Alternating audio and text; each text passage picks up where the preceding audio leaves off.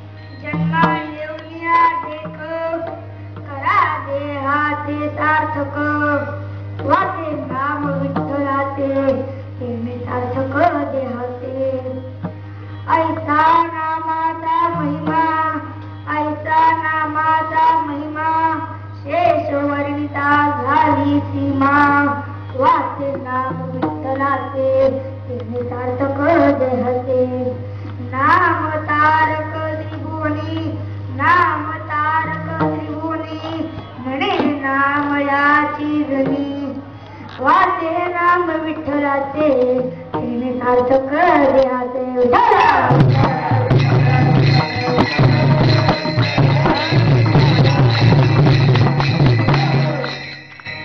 महायोग पिठे तटे भीमरथ्यम वरं पुंडलिकाय धातु मुनीन्द्रे समागत्य तिष्ठन्तमानन्दगन्धं परं ब्रह्मलिङ्गं भजे पाण्डुरङ्गम्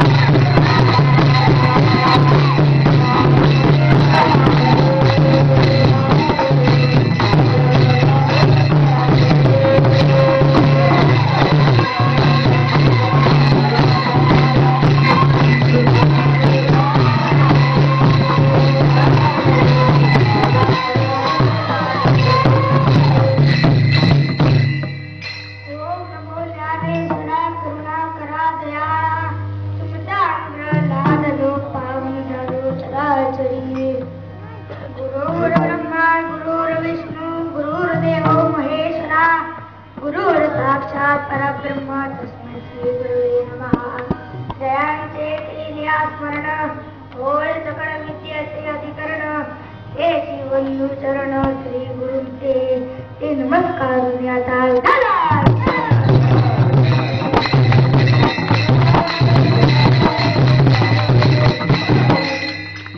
प्रस्तुत प्राप्त प्रसंगी प्राप्त स्थळी कीर्तनरूपी सेवेकरता निवडलेला अभंग अनंत कोटी ब्रह्मांड नायक श्री पंढरीनाथांचे निस्सिम भक्त संत जनाबाई महाराजांचा त्या चरणाचा अतिशय महत्वाचा अभंग आहे.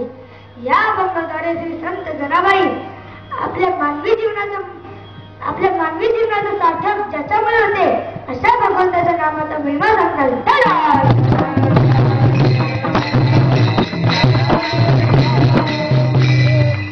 अभंगावर बोलण्यापूर्वी थोडासा इतिहास देणे आवश्यक आहे. तो म्हणजे असा की आपल्या कोपर गावामध्ये सुरू असणारा हा अखंड हरिनाम सत्ता गेली 5 वर्षे सुरू आहे. तर या वर्षाची कीर्तन रूपी सेवा माझ्या वाटेला आली आहे हे मी माझं परम भाग्य समजतो. माझ्या आजी आजोबांच्या पुण्याने माझ्या आई वडिलांच्या पुण्याने आज मी येथे उभा आहे. तुकाराम महाराज जसं सांगतात तसं आज माझ्या जीवनाचा योग आहे. तुका म्हणे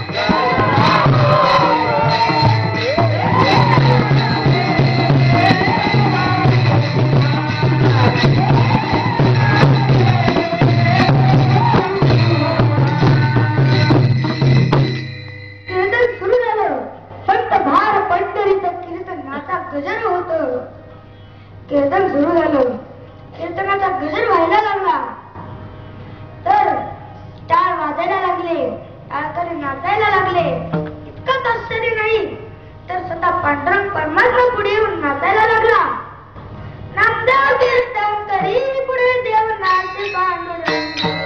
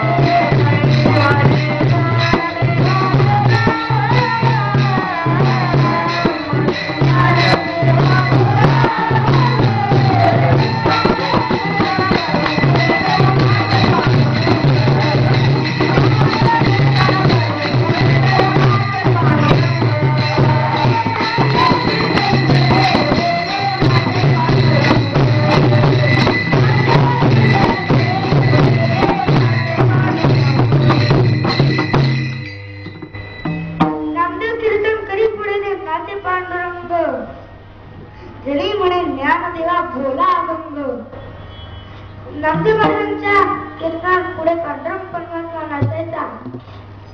तर पांडुरंग परमात्मा पुढे इतका नाचायचा, इतका नाचायचा, नाचता नाचता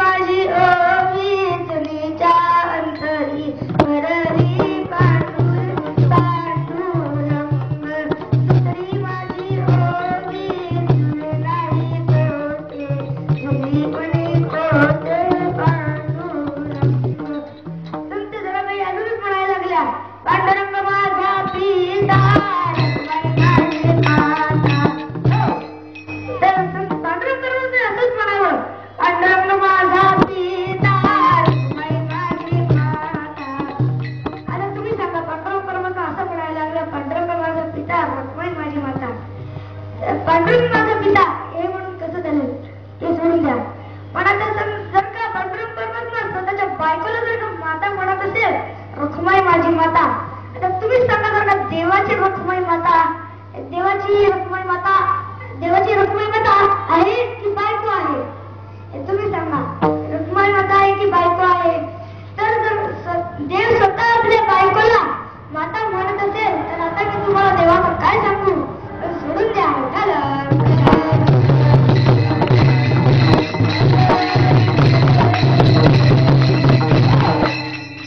पांडुरंग परमेश्वराला काहीच स्वतःचं भान राहायचं नाही, तो काही म्हणायचा. तर एका दिवशी असं झालं, एकदा पहाटे काकड आरतीची वेळ झाली. काकड आरतीचे अभंग सुरू झाले. उठा पांडुरंग प्रभा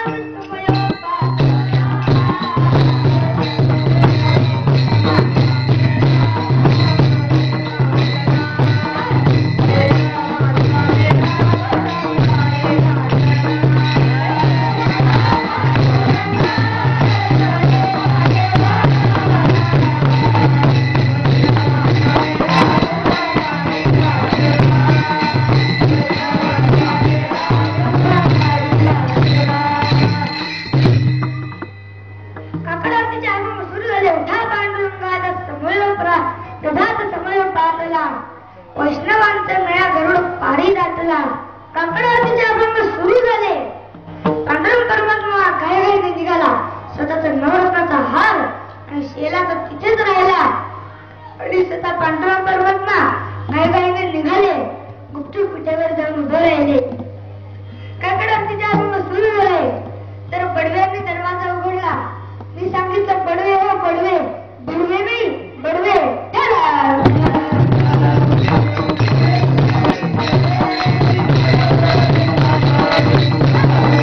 बडव्यांनी दरवाजा उघडला. काकड आरतीचे अभंग सुरू झाले. आरती सुरू झाली तर आरती सुरू झाली. बघतात तर काय, देवाचा नवरत्नाचा हार आणि शेला हा नाहीये. आसपास शोधतात, बघतात तरी नाहीये. तर त्यांना बाजूला ते गोधडी दिसते. तर मग कुणी महिला कोणत्या तरी थोडीवरून ओळखायच्या की ही गोष्ट याची आहे. मग त्या शिलाईवरून कळते की ही गोधडी संत जनाबाई महाराजांची दिसते. चला मग संत जनाबाई महाराजांकडे. काकड आरती बंद झाली तर संत जनाबाई महाराजांच्या घरी जातात आणि संत जनाबाई देवा धरण करत असते. आणि तेव्हा धरण करताना संत जनाबाई महाराजांच्या बाजूलाच नवरत्नाचा हार आणि शेला असतो. जनाबाईने चोरी केली, जनाबाईने देवाची चोरी केली, जनाबाईने चोरी केली, चोरी केली, जनाबाईने देवाची चोरी केली. अख्ख्या गावभर पसरलं की जनाबाईने देवाची चोरी केली. अरे काय करावं? जनाबाईने देवाची काय चोरी केली? स्वतः नवरत्नाचा हार आणि शेला चोरी केला. आता संत जनाबाई महाराजांना काय शिक्षा द्यावी? तर विचार करतात. तर संत जनाबाई महाराजांना सुळावर देण्याची शिक्षा द्यायची. तर आता पंढरपुरात वाळवंटामध्ये सूळ तयारच केलेला आहे. चला संत जनाबाई महाराजांना घेऊन चला. संत जनाबाई महाराजांना मरण्याची भीती नव्हती. तर तुझ्या भक्तावरील चोरीचा आळ येतो आणि तू काय तिथे विठेवर खुशाल मजा पाहतोय. संत जनाबाई महाराजांना राग आला. ज्यांची खरी भक्ती तर कोणालाच घाबरत नाही. संत जनाबाई महाराज देवाला शिव्या द्यावी लागल्या. जवळ देवाला अशा शिव्या द्यावी लागल्या. अरे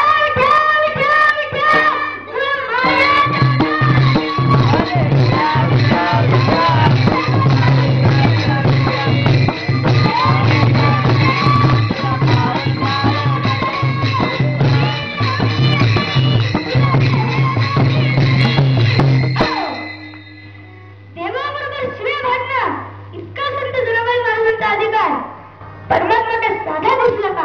परमात्मा नाही, पण संत जनाबाई महाराजांचा अधिकारच इतका मोठा होता.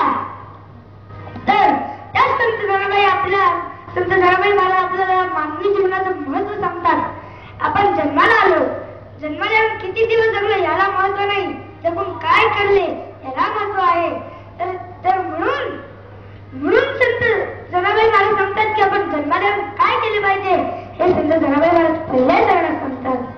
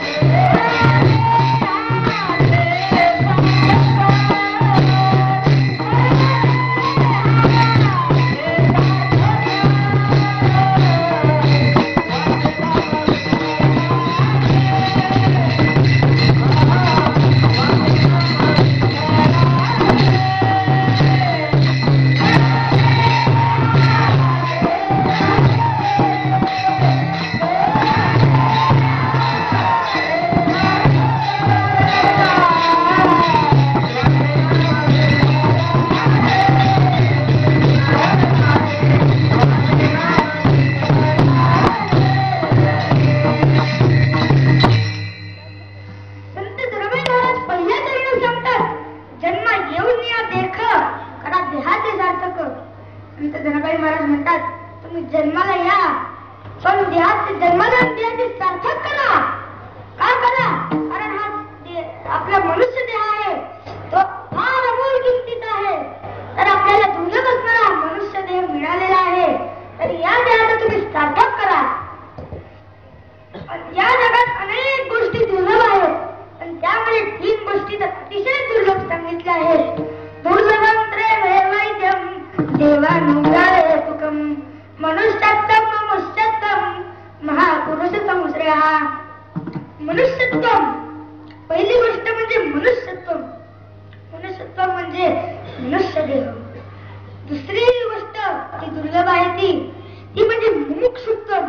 मुमुक्षुत्व म्हणजे आपण जन्माला येऊन देवाच्या भक्तीची तळमळ असणे. आपला उद्धार कधी होईल असे तळमळ असणे म्हणजे मुमुक्षुत्व. तिसरी गोष्ट म्हणजे अतिशय दुर्लभ आहे ती म्हणजे महापुरुष संश्रय.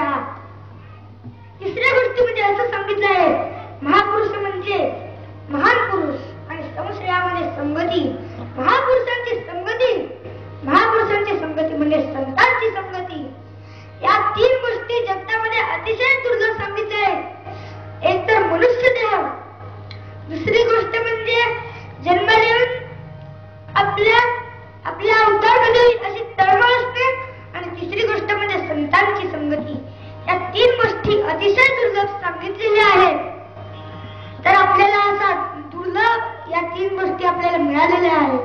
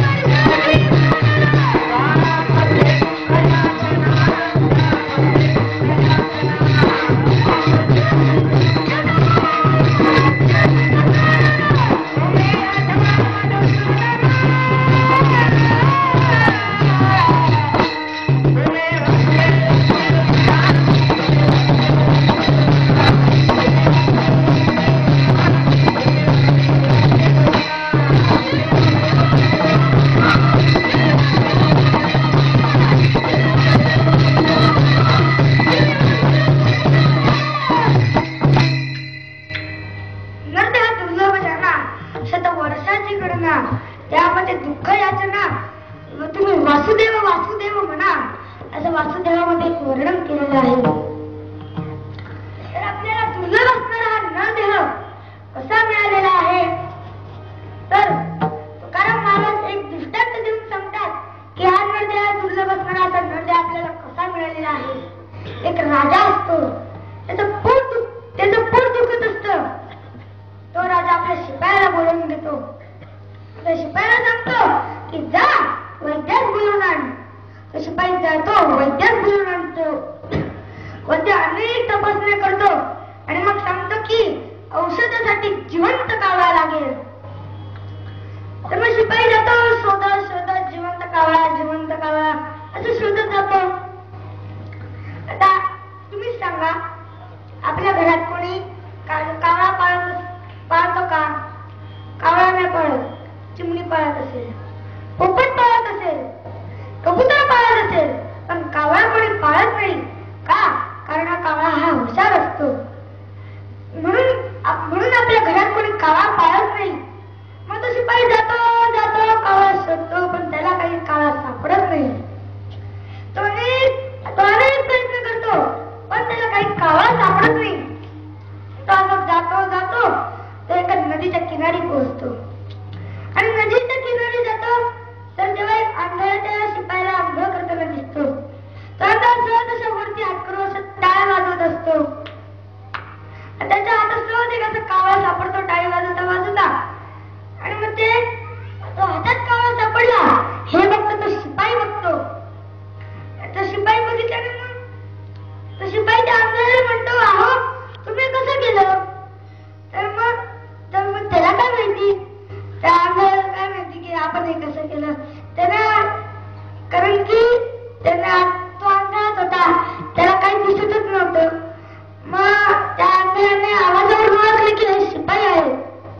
शिपायाला विचारलं, अहो तुम्हाला जिवंत कावळा का लागतोय? मग तो शिपाई सांगतो की महाराज आमचे राजा आजारी आहेत, तर त्यांच्या उपचारासाठी आज जिवंत कावळा लागतोय. तर तो जिवंत कावळा काही कुठेही सापडेना. तर आता तुम्हाला सहज मिळालेला आहे, म्हणजे तुम्ही आता किती विचारताल? मग तुमच्या हातातला कावळा मला देता का? मग तो अन्याय विचार करतो आणि म्हणतो की अहो मी तुम्हाला कावळा देईन, माझा कावळा तुम्हाला फुकट दिसतो का? तर म्हणतो की नाही अहो फुकट नाही, मी तुम्हाला काही पैसे देईन. तर म्हणतो की किती रुपये द्याल? तो आंधळा हुशारच असतो. तो काय म्हणतो की तुमच्या परीने तुम्हाला जितके पैसे देता येईल तितके तुम्ही द्या. मग तो शिपाई विचार करतो की जिवंत कावळ्याला 2 पैसे जास्त देऊ. मग तो शिपाई म्हणतो की 50 रुपये देऊ का? तो आंधळा म्हणतो की आंधळा विचार करतो, आपण तर 24 तास देवळासमोर अख्ख्या दिवसभर बसतो, आणि तर 5 रुपये सुद्धा गोळा होत नाही, हे तर डायरेक्ट 50 रुपये देत आहे. मग तो म्हटलं की 50 रुपये नाही. मग तो म्हटलं की 500 रुपये चालेल. तो म्हटलं की नाही आणखीन. तो म्हणतो की 5000 रुपये दिले तर चालेल का? मग तो आंधळा म्हणतो की हा 5000 रुपयात हा कावळा घ्या म्हणून. तो आंधळा हात पुढे करतो, तो कावळा जातो उडून. कावळा तो हुशार, कावळा जातो उडून आणि तो मग शिपाई करतो, तुमच्या हाताचा कावळा तो उडून गेला. तर म्हणतात की थांबा तुम्ही 5 मिनिटं त्या तिकडे बसा, ते तुम्हाला लगेच कावळा सापडून देतो. तो परत वाजत बसतो अशा टाळ्या. आता तुम्ही सांगा तो कावळा त्याला अचानक हातात मिळालेला. आता 5 मिनिटं तो टाळ्या वाजवतो, 5 मिनिटाचा विषयच गेला. 5 मिनिटात तो 5 मिनिट टाळ्या वाजवत बसला तर आता कोणाच्या बाबाला कावळा सापडणार आहे का? अरे तो कावळा त्याला असा अचानक सापडलेला. आता तो कावळा परत का सापडणार नाही.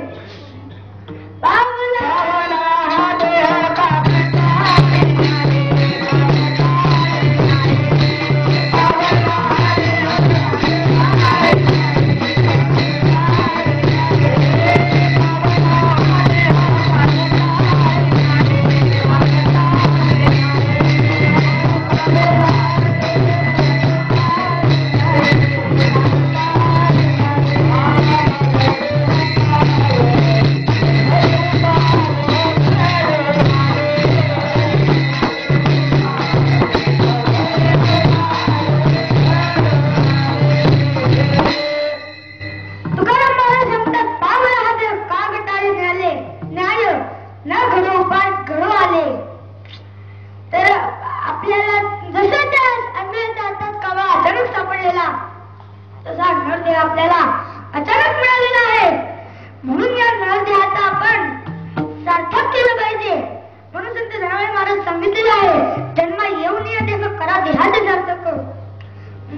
देहाचे सार्थकच करा, पण देहाचे सार्थक कसे करा? तर हे संत जनाबाई महाराज दुसऱ्या चरणात सांगतात.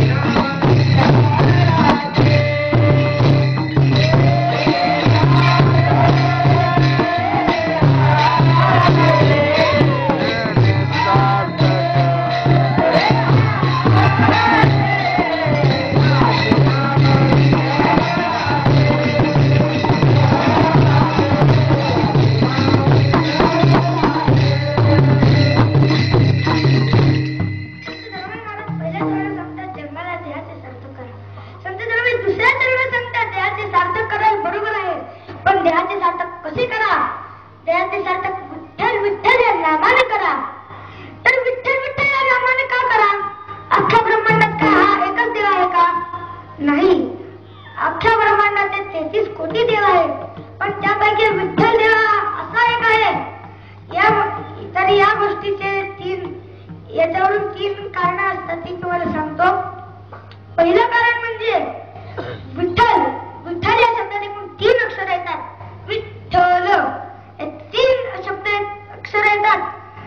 पहिल्या अक्षराचा अर्थ होतो वी म्हणजे विधाता, ठ म्हणजे निळकंठ आणि ल म्हणजे लक्ष्मीकांत.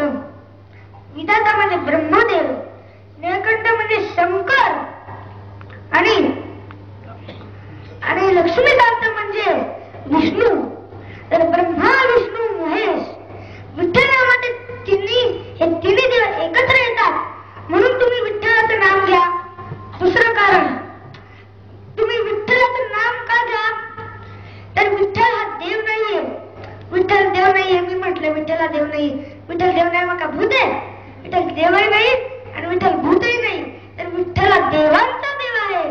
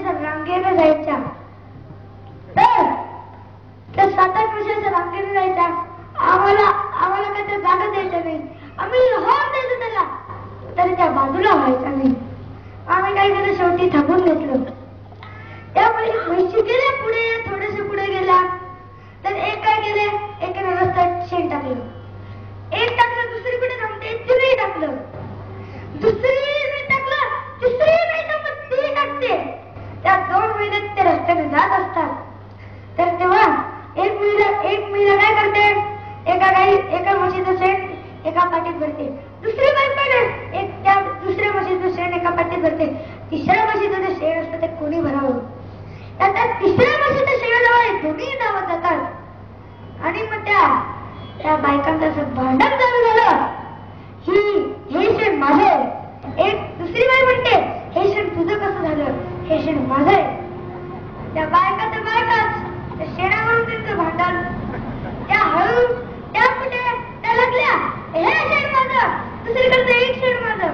दुसरी करते हे शेड माझं, ती करते हे शेड माझं.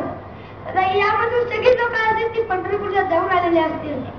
तर पंढरपूरच्या म्हशींची शिंग तर तुला माहितीच असते, अशी मोठी असतात.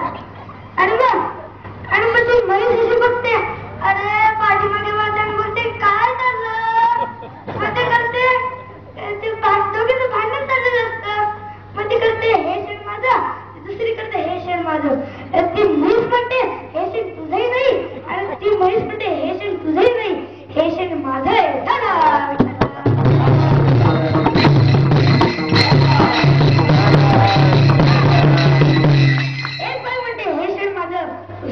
हे शेण माझं. म्हैस म्हणते की तुमच्या दोघांपैकी हे शेण कोणाचंच नाहीये, हे शेण माझं आहे. तर असं शेणावर दोघांचं भांडण चाललेलं असतं. त्या संत कबीर महाराज तिथे जातात आणि मग तिथे 2 वेळा भांडणं करत असतात. आणि मग तेव्हा संत कबीर महाराज जातात, तिथे चौकशी करायला लागतात. संत जनाबाई महाराज कुठे गेली, तर ती दुसरी भांडणारी बाई असते, ती सांगते की हीच ती भांडू संत जनाबाई, ही कसली ती संत निश्चित भक्त करणारी, कसली संत ती संत, ती आमच्यासाठी आमच्या इथे गवऱ्या करून भांडते, ती कसली संत म्हणता हिला तुम्ही, चला ही संत ती. तर जनाबाई संतच होत्या, पण तेव्हा गवऱ्यांवरून तिचं भांडण चालू होतं म्हणून सामान्य बाई वाटत होत्या. मग तेव्हा संत कबीर महाराजांना असं वाटलं, अरे आपण तर मोठे संत महात्म्यांचे दर्शन करायला आलो होतो, पण या तर साधेच महिला निघाल्या. तर आता आपण आपल्या वाटेला निघून जाऊ. संत जनाबाईचा संत जनाबाई महाराजांनी ओळखलं हे काशीचे संत कबीर महाराज आहेत. संत जनाबाई महाराजांनी सांगितलं, हा बाबा थांबा. ते बाबा म्हणतात नाही, मग ते बाबा थांबतात. संत जनाबाई महाराज म्हणतात की तुम्ही कशा आले होते. तर संत कबीर महाराज बोलले ज्या कामाला आलो होतो ते काम तर झालंच नाही, तर आता आपल्या वाटेला मी परत जातो. तर संत कबीर महाराज संत जनाबाई महाराज म्हटल्या की आता तुम्ही आले बरोबर आहे, तुम्ही आले, पण आमच्या भांडणाचा रंग का घालवला, आमच्या भांडण तर चांगलं रंगात आलं होतं. तुम्ही असं नका समजू फक्त भांडणच रंग, कीर्तनच रंगात येतं, कीर्तनच रंगात येत नाही तर भांडणही रंगात येतं.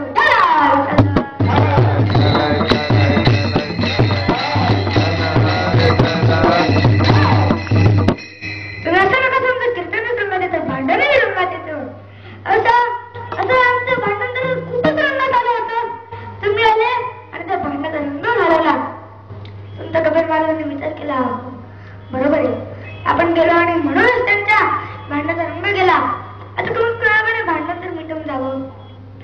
म्हणून संत कबीर महाराज एका बाईला बोलत इकडे, आणि पहिलेला विचारते तुमचं म्हणणं काय आहे. ते सांगते की या सगळ्या गवऱ्या माझ्या, आता तुम्ही जणी म्हणते की यातून काही गवऱ्या माझ्याकडे. बरं, संत जनाबाई महाराजांना बोलतात आणि सांगतात की तुमचं काय म्हणणं आहे. तर यातून काही गवऱ्या माझ्या आहेत, असं संत जनाबाई महाराज सांगतात. तर यातून काही गवऱ्या माझ्या आहेत. संत कबीर महाराज म्हणतात की आता तुमच्या गवऱ्या आहेत बरोबर, एक म्हणते तुमच्या गवऱ्या, एक म्हणते या सगळ्या गवऱ्या माझ्याच आहेत, एक म्हणते यातून काही गवऱ्या माझ्या आहेत. आता ओळखायचं कसं की तुमच्या गवऱ्या कोणत्या, की या महिलाच्या या सर्व गवऱ्या आहेत. तर संत कबीर महाराज संत जनाबाईला सांगतात की अहो तुमची गवरी ओळखायची असेल तर काहीतरी खून द्या मला. संत कबीर महाराज म्हणतात की संत जनाबाई महाराज त्या कबीर महाराजांना सांगतात की ज्या गौरीतून विठ्ठल विठ्ठल ध्वनी निघेल ही गौरी माझी. तर तिथले सगळे ते नाम आश्चर्याने विचार करायला लागले, अरे ही तर या गौऱ्या कशा काय विठ्ठल विठ्ठल करतील. आपण इथे सगळे समोर बसलेले सजीव माणसं आहे ते विठ्ठल विठ्ठल करत नाही. मी काही कीर्तनकार 2 तास उभे राहतात, बहुश्रुत श्रोत्याने सांगतात अरे म्हणा विठ्ठल विठ्ठल, श्रोते काही म्हणत नाही. 11 वाजतात, कीर्तनकार कंटाळतात त्यांना सांगून विठ्ठल विठ्ठल म्हणा, तरी ते काय म्हणत नाही. शेवटी कीर्तनकार निघून जातो, तरीही काही म्हणत नाही. आता कमीत कमी मी सांगतो तरी तुम्ही तर 5 मिनिटं म्हणा.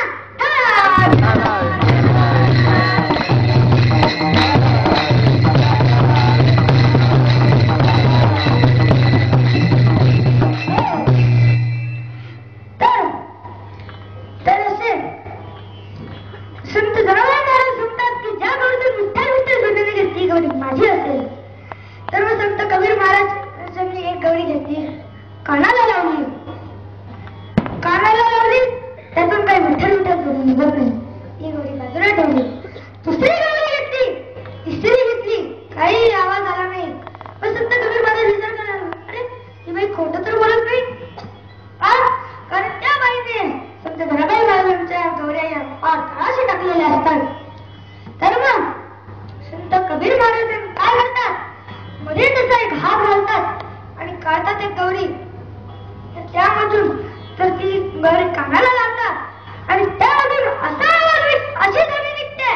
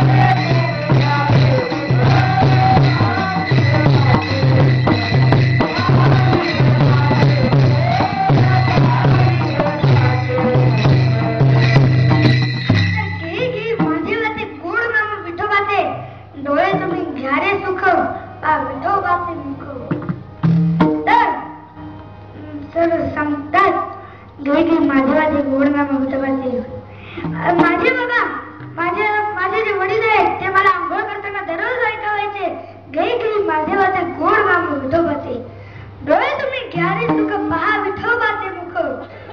तर अशा भगवंताच्या नामाचा महिमा भगवंताच्या नामाचा महिमा फार सुंदर आहे. पण तो पाहण्या अगोदर आपण सर्वांनी विठ्ठलाच्या नामाचं एकदा अशा प्रेमाने एकदा भजन करावं. त्यासाठी आपण मुखाने भजन करावं, हाताने टाळी वाजवावी. तर सर्वांनी हात वरती करावे. त्यासाठी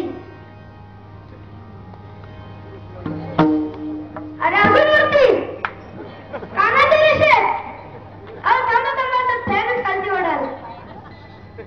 अरे चला माझ्या पाठीमागे असं भजन करा.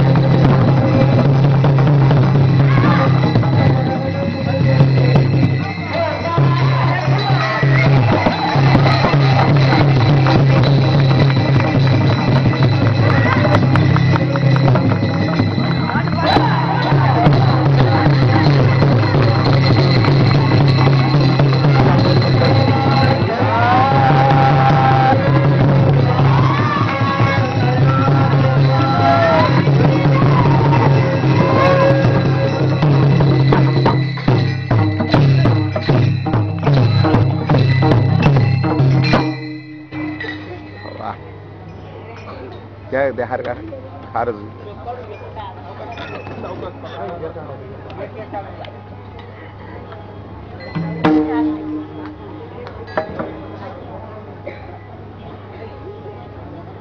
सर्व पण घ्यायला पाहिजे.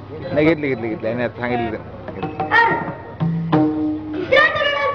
काय येऊ शकले नाही त्यांना बघायचं काय येऊ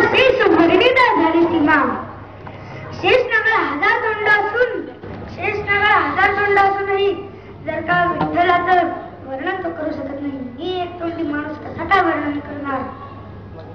तर मग आपण तिसऱ्या चरण सांगतात की ऐसा नामाचा महिमा भगवंतापेक्षा भगवंताचं नाम हे श्रेष्ठ आहे.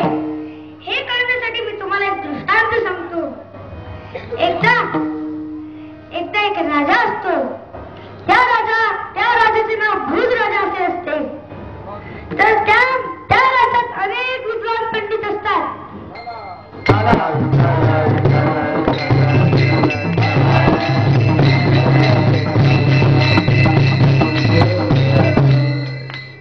तर त्यामध्ये अनेक विद्वान पंडित असतात. तर त्यामधून एक कालिदास नावाचा एक विद्वान पंडित असतो. तर तुम्हाला सगळ्यांना माहिती असेल कालिदास नावाचे एक विद्वान पंडित होऊन गेले, हे तुम्हाला सर्वांना माहिती असेल. तर एकदा त्या कालिदास नावाचा एक पंडित असतो. तर तो कोणालाही न सांगता एका गुप्त स्थळी निघून जातो. राजाला सांगत नाही, त्याच्या शिपायाला सांगत नाही, गावातल्या कोणत्या एखाद्या माणसालाही सांगत नाही. तसा एकटाच एका गुप्त स्थळी जातो आणि ही संधी साधून एका बाजूच्या राज्यातला तो एक पंडित असतो. तो भोजराजाला सांगतो की अहो मी तुमच्या राज्यात 8 दिवसानंतर शास्त्रवाद घालण्यासाठी येणार आहे. तर असा पत्र पाठवला आणि मग ते निघून गेले. तेव्हा मग भोजराजा चिंतेत पडले की अरे आता हे तर आता 8 दिवसांनी आपल्या राज्यात शास्त्रवाद घालण्यासाठी येणार आहे. यांच्यासाठी आता यांच्याशी शास्त्रवाद कोण घालणार? आता इतकं हुशार कोणीच नाहीये कालिदासांपेक्षा. पण कालिदासाला निघून गेले. काय करावं काय करावं? राजा तर एकदमच चिंतेत पडले. राजा रस्त्याने जाता जाता त्यांना एक डोळा असलेला, फक्त एकच डोळा असलेला एक माणूस भेटला. त्या माणसाने राजाला विचारलं की अहो राजा तुम्हाला काय चिंता आहे, तुम्ही सांगा मला. तर राजा सांगतो की अरे माझी चिंता तुला सांगून काही उपयोग नाही. अहो तुम्ही काहीतरी सांगा तर मी माझ्या पद्धतीने तुम्हाला काही सल्ला देईन. तो भोजराजा सांगतो की ठीक आहे की आमच्या राज्यातले कालिदास नावाचे कवी पंडित ते गुप्त स्थळी निघून गेले आणि ते नसताना दुसऱ्या राज्यातले जे पंडित आहेत ते आपल्यासाठी शास्त्रवाद घालण्यासाठी येत आहेत. तर मग त्यांच्याशी आता शास्त्रवाद कोण घालणार याची मला चिंता आहे. तर मग तो एक डोळा असलेला माणूस बोलतो एवढंशी चिंता ह्याला काय तुम्ही मग बोलवा त्याला, बोलवा येऊ द्या. मग तो भोजराजा म्हणतो अरे तुम्ही कसं म्हणता येऊ द्या, त्याच्याशी शास्त्रवाद तर घालायला कोण पाहिजे. तुम्ही म्हणता अरे घालायची येऊ द्या तुम्ही त्याला, बोलवा. त्यानंतर त्याला असा पत्र मिळतो भोजराजाच्या राज्यातून. त्या दुसऱ्या राजाला असा पत्र मिळतो की कालिदास हजर नाहीये, पण कालिदासांचे गुरु आहेत हे तुमच्याशी शास्त्रवाद घालतील. मग तो पंडित चिंतेतच पडला. अरे आता तर कालिदास इतके हुशार होते, कालिदास नाही पण त्यांचे गुरु ते तर अजूनच हुशार, आता त्यांच्याशी शास्त्रवाद कसा घालावा. तो पंडित चिंतेत पडला. आपण आता काय करावं, शास्त्रवाद घालायला तर जावंच लागेल. मग पंडित जातो. मग सगळी सभा भरलेली असते. कालिदासांचा गुरु गांगुतेली खुर्चीवरती जाऊन बसतो. तर दुसरा पंडित एका खुर्चीवरती बसतो आणि राजा एका सिंहासनावरती बसतो. राजा असा इशारा करतो वास उभी झाला. पंडिताने पहिला प्रश्न विचारला आणि एक बोट वरती केलं, काहीच म्हटलं नाही, एक बोट वरती केलं. कालिदासांच्या गुरुने 2 बोटे वरती केली. पहिल्या प्रश्नाचं उत्तर होती 2 बोटे. पंडिताने अजून एक दुसरा प्रश्न विचारला, काहीच बोलले नाही, फक्त 5 बोटे दाखवली. कालिदासांच्या गुरुने 5 बोटे दाखवण्याची मूठ केली आणि मग सांगितलं याचं उत्तर हे. मग पंडिताने तिसरा प्रश्न विचारला आणि 7 बोटे वरती केली. मग कालिदासांच्या गुरुने 7 बोटे वरती केली आणि मध्ये एक रेष सोडली. आणि मग पंडिताने असा इशारा केला काय की मग कालिदासांच्या गुरुने असं केलं, त्याचे गाडगे दाखवले. वाद संपला. पंडित कालिदासांच्या गुरुने म्हणतो तुम्ही हारला. मग आपला भोजराजाचा राज्य जिंकला. गांगुतेली दिवशी मिरवणूकच करतात. मग एकदा मिरवणूक होते.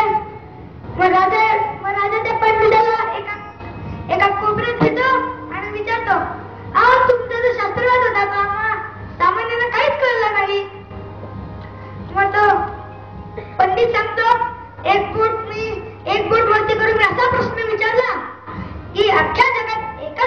आहे.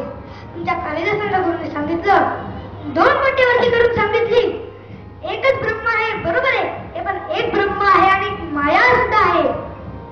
मग मी 5 मोठी वरती करून सांगितली की अख्ख्या जगतामध्ये पंचभूतांद्वारे हा जग चालू शकत नाही. मग तुमच्या कालिदासाच्या पंडितांनी असं सांगितलं की मूठ करून अशी सांगितली की पंचभूतांद्वारे हा जग चालतो, बरोबर आहे, पंचभूत, पण मी पंचभूत एकत्र आहे तरच हा जग चालतो. म्हणून त्या तुमच्या गुरुंनी मूठ दाखवली. मग मी दुसरा प्रश्न विचारला, 7 मोठे वरती करून अख्ख्या जगात 7 समुद्र आहेत. मग कालिदासाच्या गुरुने असं उत्तर दिलं, 7 समुद्र आहेत, बरोबर, पण त्यामध्ये एकेने सोडून सांगितलं 7 समुद्र आहेत आणि त्यामध्ये मेरू पर्वत आहे. हे तिसऱ्या प्रश्नाचं उत्तर. आणि चौथ्या प्रश्नाला तो पंडित असा विचारतो की काय म्हणजे तो मेरू पर्वत कुठे आहे. तर मग तो कालिदासाचा गुरु असा सांगतो की मेरू पर्वतात नदी समुद्राच्या जवळ आहे. म्हणून त्या कालिदासाच्या गुरुने असे दह्याचे गाडगे पुढे केले. आणि मग आता त्याला विचारायला काहीच प्रश्न राहिले नाही त्या तिसऱ्या पंडिताला. तो म्हणतो की मी हारलो, तुम्ही जिंकला. म्हणून गांगुदेवीची मिरवणूक काढतात. ते म्हणतात की तो राजा मनात हसतो आणि तो पंडिताला म्हणतो की हा तुम्ही हारला. गांगुदेवीने एका कोपऱ्यात घेतो आणि विचारतो, अरे तुम्ही इतकं ज्ञान कुठून शिकला, तुम्हाला इतकं अख्ख्या संसाराचं कसं माहिती. पण ते म्हणतात की मला संसाराचं वगैरे ते मला काय नाही माहिती, मी माझ्या उदाहरणावरून सांगितलं. त्याने एक मोठीवरती केली, तो सांगतो की मला एकच डोळा आहे, तर तोही फोडतो की का. मग मी सांगितलं की आमच्या राजाचे तर आम्हाला दादागिरी दाखवतो, तुझे दोन्ही डोळे हातात दे तुझ्या. पाच मोठीवरती करतो, सांगतो की तुला एका चापटीतच खाली बसते. मग तो म्हणतो की आमच्या राजातून जास्त दादा घेतात तुझे, एका तर गुस्खीतच पाठ होईल तुला. तो सांगतो की अरे बाबा याचा तर लईच ताकद आली रे. तो म्हणतो की 7 भाकऱ्या खातो का. आणि 7 भाकऱ्या खातोय, बरोबर आहे, पण त्यामध्ये अशी रेष सोडतो, याचा अर्थ होतो की दुपारी 3:30 खातो आणि रात्री 3:30 खातो. आणि ते मी विचारतो की कशाबरोबर खातो, पण त्यांनी घ्यायचं गाडवा पुढे केलं. अशा प्रकारे ते कालिदासांचे गुरु जिंकले आणि तो पंडित हरला.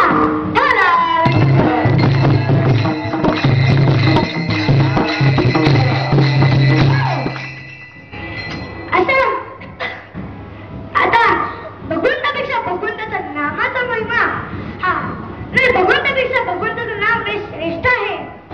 आपल्या व्यवहारात पण आपल्या माणसापेक्षा माणसाचं नाव श्रेष्ठ असतं.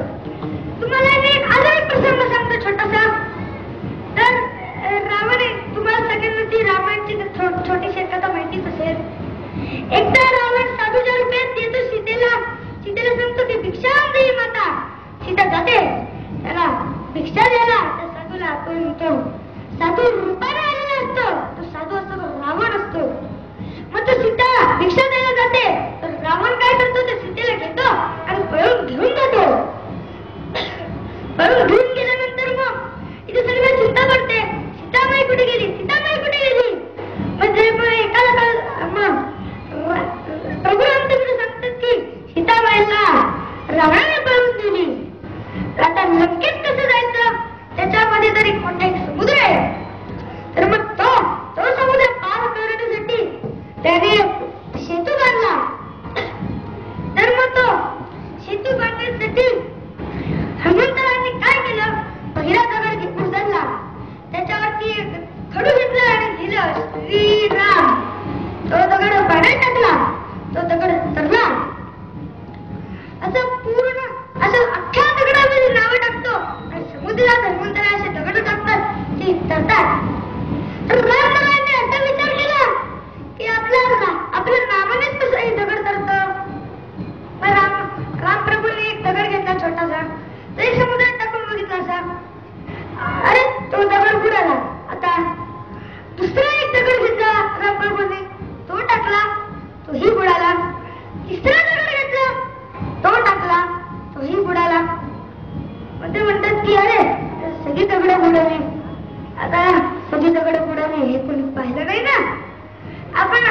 समजा कोणाचा ऍक्सिडेंट झाला तर तो माणूस पहिले काय बघतो? आपल्याला कोणी बघितलं का? पहिले फक्त आपल्याला कोणी बघितलं का? नंतर बघतो की आपल्याला काय लागले. पण पहिले हे बघतो की आपल्याला कोणी बघितलं का? तर रात्रभर बघायला लागले, अरे आपली सगळी दगड बुडाली, हे आपल्याला कोणी पाहिलं नाही का? तसे मागे वळून बघतात, हनुमंताला तर पाठीमागेच असतात. तर रामप्रभूने विचारलं, अरे तुम्ही कधी आले? ते म्हणते की तुम्ही जेव्हा पहिला दगड टाकला तेव्हाच मी इथे उभा आलेलो. उभा राहिला.